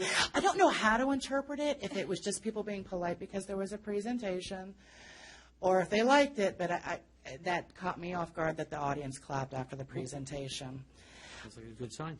I will say that I was in contact with VDOT afterwards, and at that night, they received 11 written comments, and of those comments, 7 were in support of the project, the interchange concept. One person said they were unsure because they didn't know how long it would take for people to get used to it, and 3 comments were not in support, and I list the reasons, 2 of which are just complete out-of-scope items. So they are supposed to get all the comments were due on November 13th to VDOT, and then they're supposed to do a written response to all of the comments, and those will be up by I don't know if they'll get it done this week or if it'll fall into next week after the town council meeting. I did point out to them that my town council meeting is on a Monday. I'd like to have that. So what I did is I kind of just said, please advise if you want me to put in the agenda items for support, non-support, or if you want to hold off another month again. I got tired of putting it in, taking it out, putting it in, taking it out. So I figured I would give you the information that I have, and then you can advise if you want it actually in the December agenda, or if you want to hold off until January. Okay. Where are we? May I ask a question? Where are we with the pedestrian analysis? That was going to be in the response to the comments Okay. with the citizens information meeting. So, in my opinion, I think we should hold off on that until such time as we see what the plan is, and to see if we're satisfied as well as our constituents. That would be my suggestion.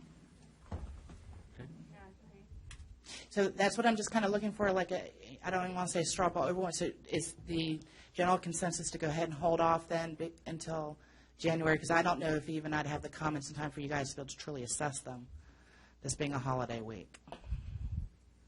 I just didn't want to put it in, take it out. I've been doing that every single month. So I'll just leave it out and we'll put it in January. Okay. I don't see an objection for that. Okay. It's not All right. going to be built tomorrow, so. Right, okay. Just on the small things, the town attorney is reviewing the small procurement documents to solicit quotes for the caboose, since we had no responses to the bid. The pedestrian improvement project, which is the Connolly money extending the sidewalk. The survey's complete, and they're working on the design and environmental coordination and preliminary plans I'm expecting to get hopefully in December. And then I also want to bring up the Washington Street, Jefferson Street signal. After meeting with local businesses, Chief Smith had requested that the town reach out to VDOT to increase the green time. And after reaching out to them, VDOT did go ahead and increase the green time. So I want to thank Chief Smith for that idea to help our drivers in town. And apparently, it is helping some of the traffic situation here. Yep. So thank you. Okay. Councilman Pessinello? Connolly's money, is that grant money? That is a transportation earmark. MAP And- 21? No, it isn't. Actually, it's a transportation earmark where it has to be used for pedestrian improvements, and it's not MAP 21 because those are grants that you apply for, and then you have this 80-20 split where the feds pay 80, and then we have to pay 20%. As a transportation earmark, so long as it's solely used for pedestrian improvements, they pay for everything 100%. And who's they? The federal government, because it's a federal transportation earmark. So is that FHWA? Yes. Okay. All of these projects are overseen by FHW, and then what they do is they have VDOT oversee it. So it's still like an enhancement project because it's got federal money involved. So I was curious because, Connolly's money, I didn't know if it came out of his pocket or not. Well, in town, and the reason I put in parentheses Connolly money is because Connolly is the one who supported the earmark. And around town, anybody that's been around town, it was always referred to as the Connolly money. And I'm trying to get everybody geared toward pedestrian improvement, but I don't want anybody who's used to hearing Connolly money not to make the connection. Okay, I got it. Let me have a question. Yes. Holly, Yes. with the I-66, with the bridge, the Carolina Bridge going to be constructed soon, is there communication between VDOT and the town as far as road closure is concerned, so that we can then advise our citizens or even put it on our website? Because At this time, I'm going to, unless it's like a major closure that they set a closure or something that they send out a press release on, we don't have any just individual contact about the day-to-day goings-on, when maybe a single lane closure or something like that. I know that Brian had started to initiate a meeting to meet with VDOT to discuss are there ways that we can be better informed to let our citizens know. But like we're getting into the holiday season, that is such a cop-out. But I know VDOT's use or lose, and it's hard to schedule meetings this time of year. But I know we've been looking into that, or Brian has initiated the process for that. Thank you. Okay. Anything further, Holly? Nope. Okay. Any other questions for Holly? Thank you for your time. All right, next item, our police report. Chief Smith.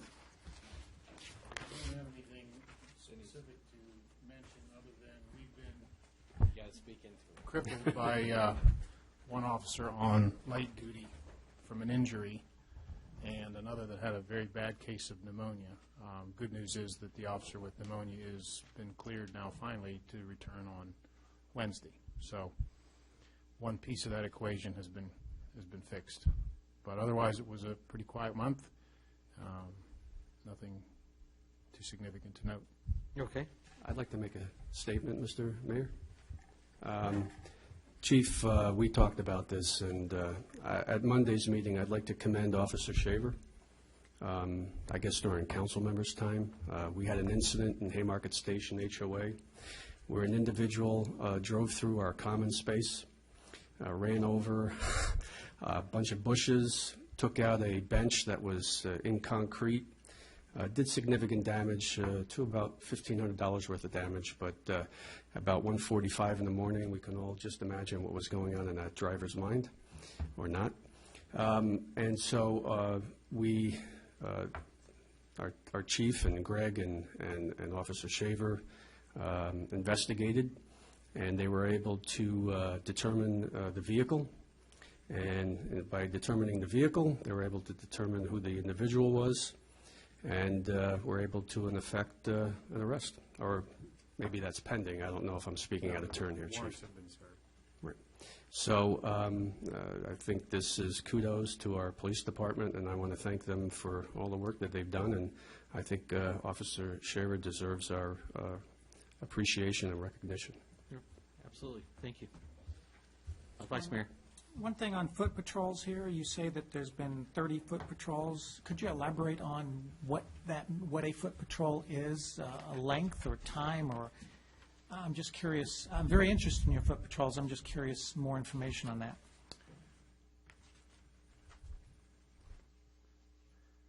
Some are very brief in the plazas, just getting out and finding an opportunity to walk. Some were as brief as me going out midday and just going up and down Washington Street. Others have been a little more structured in terms of getting into different neighborhoods and walking around. It's just been an initiative we've been trying to fulfill, and some of the officers themselves have just picked different neighborhoods, different nights, and park and get out and walk and talk when they can and things like that. So. Okay, so they could be as short as 5 minutes or as long as, who knows, an hour or something. Correct. But, okay, thank you. But it has been increased from 24, so now it's up to 30. Significantly.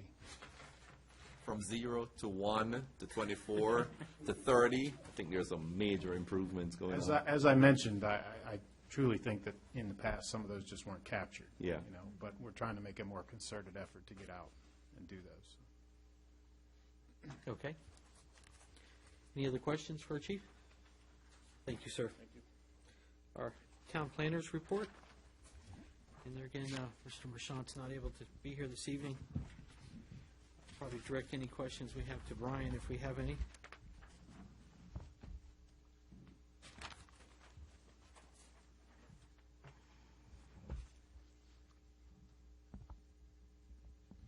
One thing I'll add, Mr. Mayor, is Mr. Schneider will be here at the regular council meeting on Monday. So. Okay.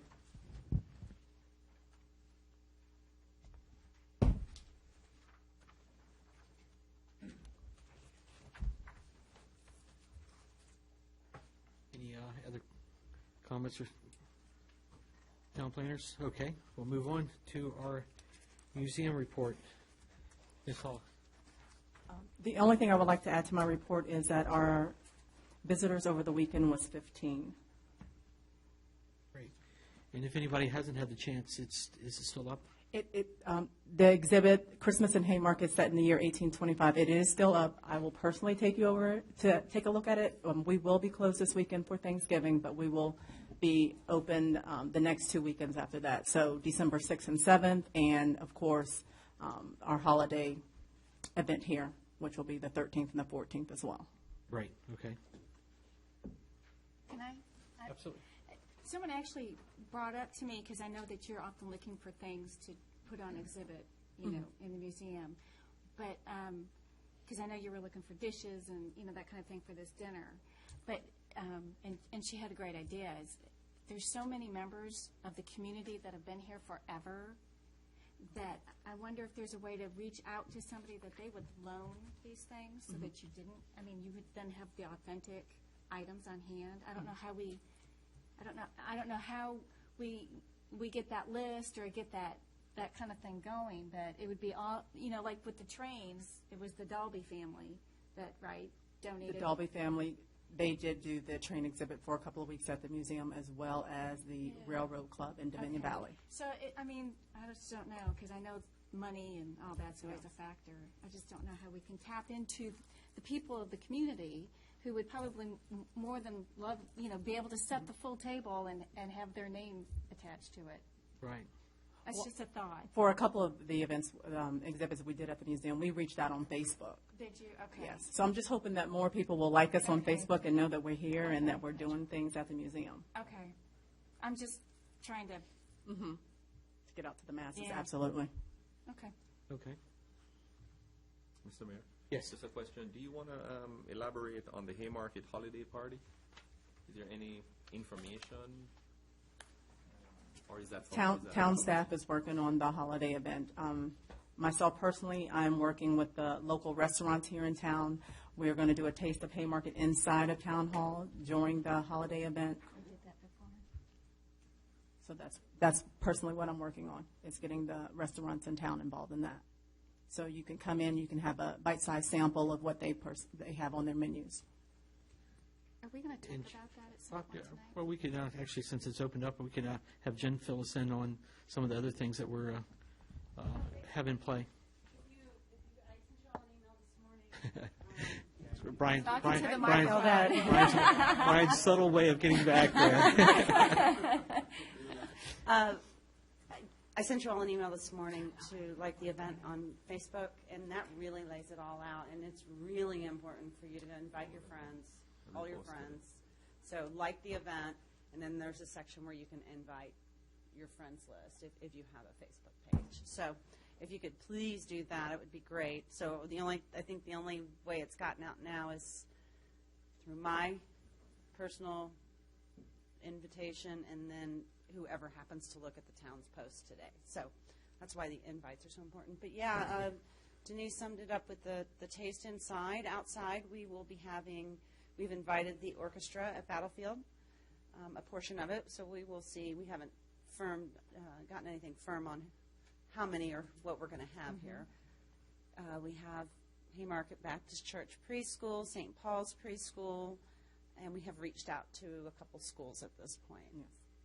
And Santa will be available at the Red Caboose taking Yes. photos. Go, Brian. At the caboose, and we're reaching out. I believe the mayor's wife is going to help us with the backdrop, so it'd be like in the center of the caboose, on the outside. We're going to try to platform him up. We're not sure how we're going to do that. We'll have Santa, the tree lighting, we'll have a bonfire. We'll Bonfire. have the fire departments. I think we're reaching out to them to be on site. We're going to do s'mores and Right. I know the Boy Scouts one year helped build the fire They pit. did. And, Yes, so we're- that might be something, I don't know, in conjunction with the fire department to reach out for. Right. We're also looking at little bags, too, to kind of light up. For veterans, or for service members overseas? Well, no, I actually would like to put out a pitch, because I know that we don't have combat boots on the ground technically, but we do. We have actually, I feel we have something worse, actually. We have soldiers on the ground with no combat support from, the United States. So I'd hate to see those service members be forgotten now, because even though there's no war going on, they're still over there in danger. It's still the holidays. They don't get to come home. This could be 4th, 5th deployment now. There are unlucky people who just always get that deployment at Christmas. So we used to at one time put things around town, that people could donate, like at Food Line, this and that and the other thing. We had the kids decorate paper bags. The Boy Scouts went around and filled them all up and boxed them all up, and then we sent them off. Now, the one thing I have learned from my spouse is that you can no longer say any service member. It has to be a specific name in order to get the mail to them now, just because of threats. So, but I believe that we could probably come up with names. We certainly know enough people around and enough agencies and that we could get direct service members' names. And part of that is personal hygiene items, books, magazines. And we could even go into the schools and have something set up there, because I know Battlefield has sent things to troops overseas before. So, talk about being able to get books and magazines and things. It's a thought. I know we're short on time. We used to do it. I thought it was a great program that we did. I just hate to see service members still forgotten. So, Okay. that's my pitch. I don't know if we can do it. I I realize was just we're short thinking on maybe time. as we invite people to bring maybe food items that we could invite as well for this, and maybe it will be after Christmas, obviously, but or maybe not. since it is the 13th, so Yeah. maybe we can solicit those items as well, and maybe you'd take it, if we can get the items, would you help maybe Yes. organize and Yes. put that together? Yes. And maybe it's just And as simple I've as... got some senior Boy Scouts that I'm sure would be able to Right. pitch in, and we might even get several from different Boy Scout troops, Right. because Okay. All right. Any other items for Denise?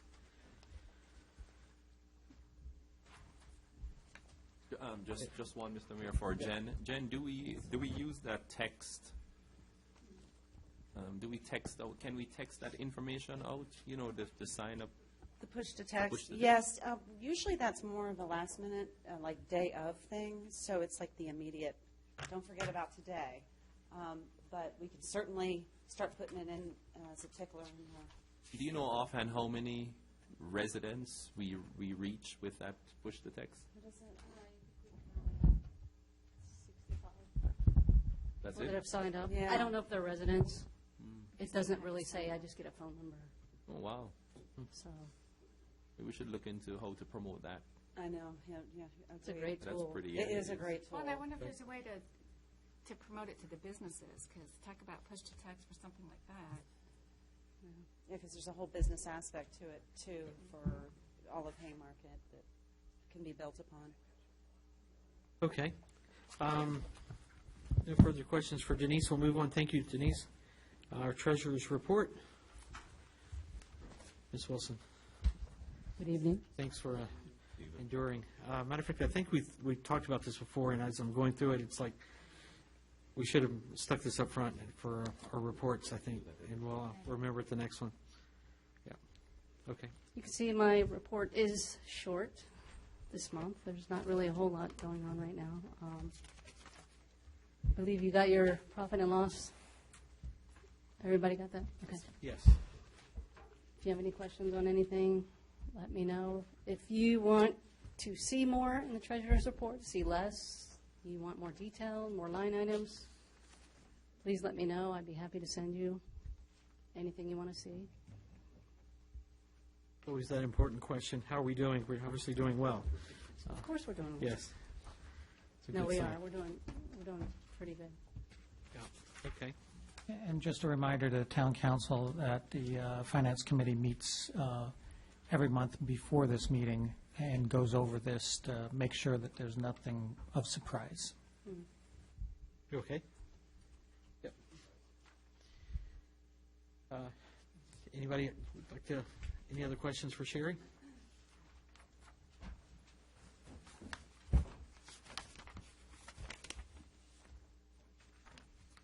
All right, Sina, thank you for your time. And lastly, our town manager's report. Thank you, Mr. Mayor. There's a couple of things. I'll make a note. We have been talking about that for some time. It would be helpful for staff if, unfortunately, it doesn't help our clerk because she records all of this and makes sense of it all. But what I was going to say is I'll get that into next month's if we can. Will that mess up Minute Track? If we were to switch it to go in order of having department reports before action agenda items.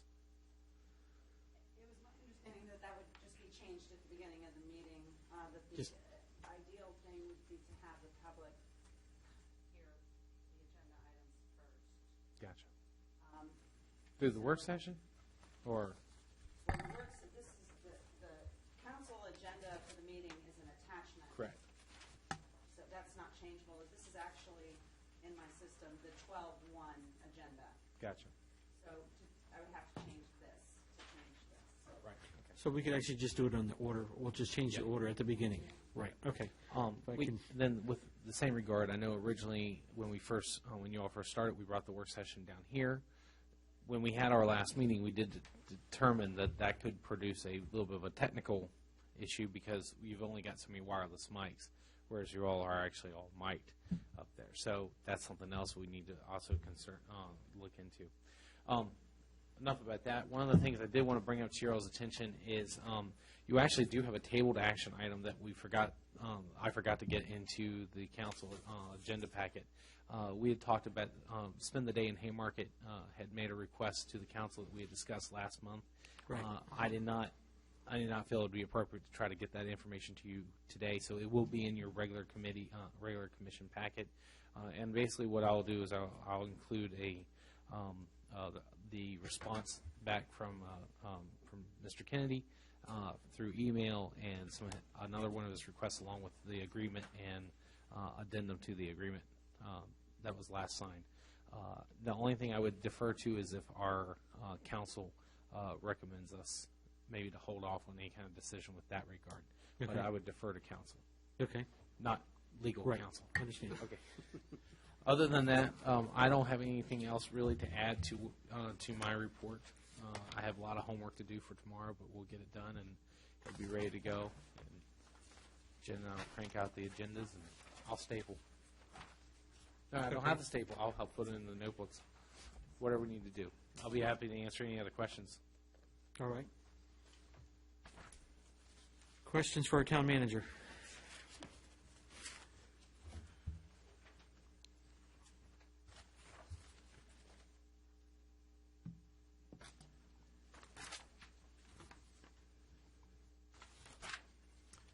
There is one concerning the business meeting that we just had with the business owners. Were we able to send anything out to the businesses that were represented, or maybe even start building like a database to send yes. out the minutes?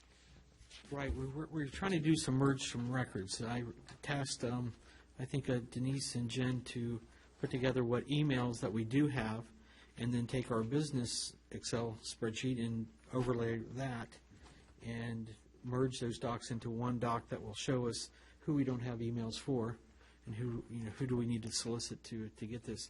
And they actually reached out to the police department too, for their business information. So I'm not sure where we stand with getting that information all layered out. See, I'm not sure where we are on with that process. I'd have to defer to our town clerk. But with that being said, one of the things I don't think we did at that last meeting is I don't know if we sent out a sign-in sheet. We did send a sign-in sheet? Yes, So we did.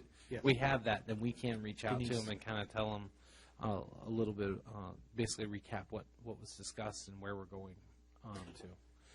Because some people weren't able to make it, so the idea was to send out to all the businesses, so that way it might encourage them to actually attend the next one as well. Yeah, the next one's scheduled for February, and one of the things we did here at this last one was varying the time a little bit, because not everybody can make it in the morning, not everybody can make it in the afternoon. I think it's going to be an issue that we're going to constantly run in. I think that's the most important thing, is where you don't let it stop just because we're having a quarterly meeting, that we need to get into the businesses. I think you'll see, from a staff standpoint, we'll see that increase greatly, but I think you're all doing a lot of great work by just stopping in and talking and getting to know the business owners and making sure they're aware. Even if they can't make it, at least they know we're stopping in and that they're part of a bigger picture. And Mr. Mayor, I think the approach in putting together that list is important, because if you remember that incident we have with with emails or going out, they seem to be reaching more people than we are. So I guess working on that list should be the priority for us to be able to get out to these different businesses. Okay, yep. All right. Mr. Cottle? Yes, sir. I just have one question. I was talking to a business owner today. I know we've talked about this several times. Where are we at with the tax issue, or the back taxes? This owner was still concerned about the tax issue and the double taxation. Can you just quickly, minute or less, fill me in where we're at on that? And we're talking about the tangible personal property? Correct. Yeah, okay. Well, when the town council adopted their fiscal budget for this year, we actually had suspended that. So as far as I know, we are not doing any kind of collection. The county, from what I understand, and I actually have to defer to some of our council members who's been working with hand in hand with some of our supervisors, I do know that the county has been somewhat working with the businesses to try to make it more of an appropriate payment schedule. But as far as the town goes, we are not charging any of that tax, so that the double taxation is not happening. The problem is it's the back tax that the county is levying. With that being said, this is one of the issues that we will be looking in as we go to craft the fiscal 16 budget. We will actually be taking this into account and probably either dissolving it or figuring out a better way to approach it. I'll just add to that. Supervisor Canlin's been working on that, and I would suggest that they contact his office for some help. I know he was working, I believe, with a dentist on that issue, and they were trying to work out a negotiated settlement if possible. So if it's not the same person, I would. It's the same person. Okay. All right, thank you. Mr. Mayor? Yes. Mr. Town Manager, on page 51, holiday hours reminder. Yes. Items 3 and 4, is there a conflict there? There is Christmas Eve. Town Manager recommends that the office close for the entirety of Christmas Eve, December 24th, and then scheduled Christmas Eve, Town Office closes Wednesday, December 24th at noon. Let me explain a little bit about that real quick. Basically, I'm making a recommendation to you all. We follow the state holiday records, and so as it's stated right now, the governor's closes at noon for Christmas Eve. In talking to personnel and also to finance and even also to Mayor Leak, I made mention that it seemed to me that if at all possible, it didn't seem like it would make the most sense for us to bring everybody in for 4 hours on Christmas Eve if the rest of the council was in agreement. So essentially what I'm saying is it seems like they're contradicting themselves, but actually the first bullet is more I'm making a recommendation to close for the first 4 hours of the day, and then that way the whole Christmas Eve is off. The second bullet is actually what is already slated by the state holiday calendar. Councilman Woods? Is that something where we would need to put it on the agenda and vote on it to adopt the town or the staff having the day off on Christmas Eve? If you wanted to take a formal action, you could certainly do that. I think it's also one of those things, if I have the backing of the council, that's also something we can also do. Yeah, I would consider maybe put something and put it on the consent agenda. Yeah. Unless anybody has an objection to that. Okay. Taking your recommendation, clarifying. Mr. Town Manager, what's the purpose of the town hall meeting? That's what I was just going to ask. Okay, go ahead Just and do ask it. everything. You Go get ahead and ask it. everything. Yep, that's okay. Council member Swinford would like to know what's the purpose of the Bob Marshall town hall meeting. I actually might have to defer. I got this note right as I got back, so I was a little bit playing to catch up. I think Delegate Bob Marshall is basically holding a town hall meeting, asked to have it here, and host it here, and basically he's also bringing in.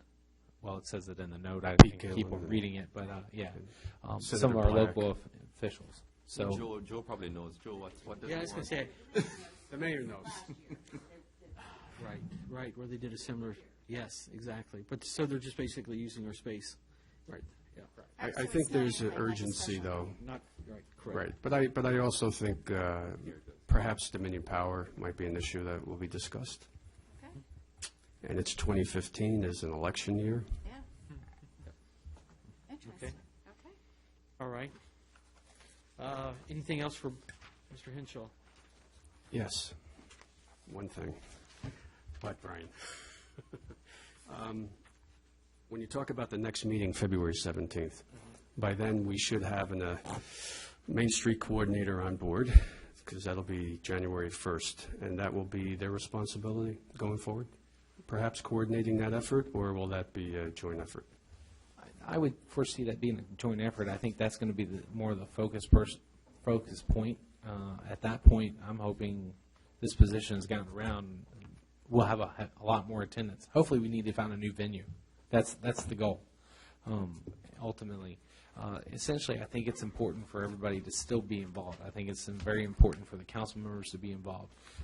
And as we get closer and closer, hopefully, one of the things that came out of the first meeting that we instituted, have an agenda. So now that we've got an agenda, now let's see if we can get the mailing list going. You want to be a little bit careful. I would actually raise some caution, not to be jumping into subjects, but I could raise some caution is, we don't really want to create a whole other business association because you have a very successful Haymarket Gainesville Business Association as it is. Really what we're trying to do is show our local support and how can we make this work. Let's keep in mind one of the main focuses that I've been talking about with regard to the Main Street Coordinator is it's really to act as a liaison between the council and the town, or the council, the town together, in the businesses, so that we have someone in their doors and in their stores and in their offices hearing what their concerns are, and at the same time we have someone representing us about what we're trying to do. Because I think it's a two-way street. A lot of times it's not always out front, that we're also trying to do things that have a lot of initiative that we think can help, and does this help? Do these programs or do these ideas, do these help you? If they don't help you, we need to know why, so that we can bring it back and we can go back to the drawing board if we need to. So I think as we move forward to that that February 17th, or February date, I think it's the 17th, I think that position is going to be a little bit more upfront, but I think it's also important for the business community to see the manager, see the council members, see the rest of the staff, because we're all working towards the same goals. Yep. Okay. Any other comments for our town manager? Great, thank you. So, yes or no for this evening, it is appropriate. I'm going to ask our town attorney to bring us an executive session for a matter. I move that the proper motion would be that I move that the council convene in closed session to discuss the following as permitted by Virginia Code Section 2.23711A7, consultation with legal counsel or briefing by staff or consultants about another matter requiring advice of counsel, particularly contract disputes potentially involving the town. Okay. I so moved. And just need a second. Second.